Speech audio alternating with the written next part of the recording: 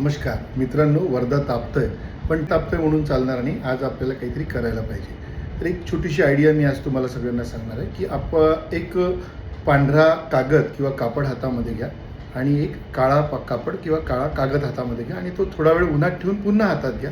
तुम्हाला नक्की जाणवेल की काळा कापड हा जास्त तापलेला असतो, कारण काळा रंग हा हीट आतमध्ये आकर्षित करून ठेवतो, त्याच्या आतमध्ये जमा करून ठेवतो आणि पांढरा रंग हा उष्णता रिफ्लेक्ट करत असतो, त्यामुळे तो थंड वाटतो. आणि हा अनुभव आपण बरेचदा आपल्या मंदिरामध्ये जाताना, रोडवरनं चालताना आपल्या लक्षात येतं की आपण पांढऱ्या कलरवरनं चालतो तर आपण व्यवस्थितपणे चालू शकतो, पण नॉर्मल कलरवरनं किंवा ब्लॅक कलरवरनं आपण चालू शकत नाही. सायंटिफिकली जेव्हा आपण बघतो, जेव्हा जर आपण आपलं छत पांढरं केलं तर त्यावरचं उष्णतामान हे जवळपास 10 ते 20 डिग्रीनी कमी होत असतं. आणि म्हणूनच जेव्हा आपण आपलं घराचं छत पांढरं करतो तेव्हा आपल्या घराचं टेम्परेचरसुद्धा जवळपास 2 ते 3 किंवा 5 डिग्रीपर्यंतसुद्धा कमी होऊ शकतं. यांनी काय होईल, आपलं घर थोडं थंड राहील, आपला ACचा वापरसुद्धा कमी होईल. आपण जे बघतोय की दिवसभर सगळीकडे उष्णतामान असतं, 46-47 पर्यंत आपण गेलो आलो, परंतु रात्री आपलं शहर बऱ्यापैकी 8-9 वाजेपर्यंत थंड व्हायचं, पण आता ते थंड होत नाही. याचं कारण म्हणजे सगळीकडे झालेली वृक्षतोड, मोठ्या प्रमाणात झालेलं काँक्रिटीकरण, काँक्रीटचे रोड, गट्टू, आणि सोबतच आपण आपल्या परिसरामध्ये सगळीकडे हीट जमा करून ठेवतात, त्याला आपण अल्बॅडो इफेक्ट म्हणतो. आणि मग त्या हळूहळू त्या हीट सोडत राहतात आणि त्यामुळे पर्टिक्युलरली रात्रीच्या वेळेस आपल्याला उष्णतामान मोठ्या प्रमाणात वाढल्याचं काही दिवसापासून जाणवत आहे.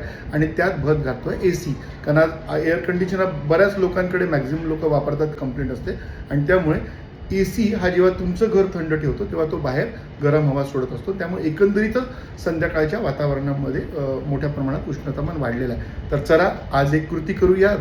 आपलं हे घराचं छत, आपल्या बाजूचे मंदिरं असतील, काही ग्रुप्स असतील, काही हॉस्पिटल असतील, हे ग्रुप मिळून आपण छत पांढरे करूया. कुठे ओपन स्पेसमध्ये कुठे टिनाचं शेड असेल त्यालासुद्धा आपण पांढरं करूया आणि बघूया आपल्याला काय फरक पडतो. ही एक इको चेन आहे. आज आपल्याला ही गोष्ट प्रत्येक 5 जणांना सांगायची आहे आणि ही गोष्ट करणार आहे इकोजेन. आपण या इकोजेनमधले लोक आहोत की आता फक्त हीट वाढली, उन्हाळा वाढला म्हणून हात बाजून बळायची वेळ नाही, तर काहीतरी कृतीतनं करूया. ही कृती इतरांपर्यंत पोचवा आणि बघू आज जे आपण उष्ण वर्धा म्हणतोय, गरम वर्धा म्हणतोय, शहर कसं थंड करता येईल याचा सुद्धा प्रयत्न करूया. ही आयडिया इतरांपर्यंत पोचवा आणि अशा या इको चेन बनवताना इको आयडियाज जर तुम्हाला काही सुचत असतील, अशा काही नवनवीन आयडिया तुमच्याकडे असतील तर त्या नक्की आम्हाला सांगा.